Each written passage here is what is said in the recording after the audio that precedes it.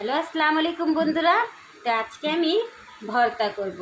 তো আমি প্রথমে করে নিচ্ছি চাপা শুটকি ভর্তা।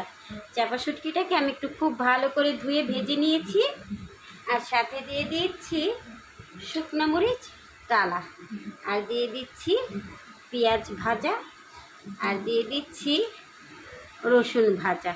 এখন আমি ভর্তাটাকে একটু বেটে নিব, আর দিয়ে দিচ্ছি লবণ। আমি একটু বেটে নিই। আমি একটু বেটে নিচ্ছি। শিলপাটার ভর্তা মজাই আলাদা।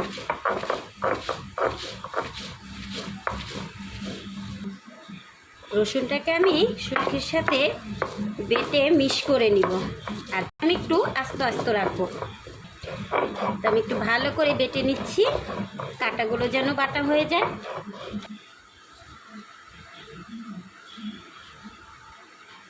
তো আমি পেঁয়াজটাকে একটু আধা ভাঙ্গা করে দিয়ে দিচ্ছি। পুরা বেটে ফিনিশ করব না, একটু আস্তে আস্তে রেখে আমি বেটে নিব।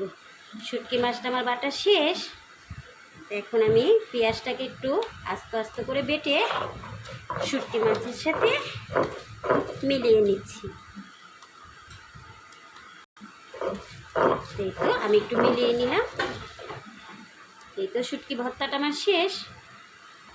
এই তো ভর্তাটা আমার বানানো শেষ। তো আমি ভর্তাটাকে একটু প্লেটে উঠিয়ে নিচ্ছি। তো বন্ধুরা, যদি আপনাদের আমার রেসিপিগুলো একটু ভালো লেগে থাকে, তাহলে একটা লাইক আর একটা কমেন্ট বা একটা শেয়ার করে ছোটো বোনের পাশে থাকবেন। আল্লাহ হাফিজ বন্ধুরা, পরবর্তী ভিডিওতে।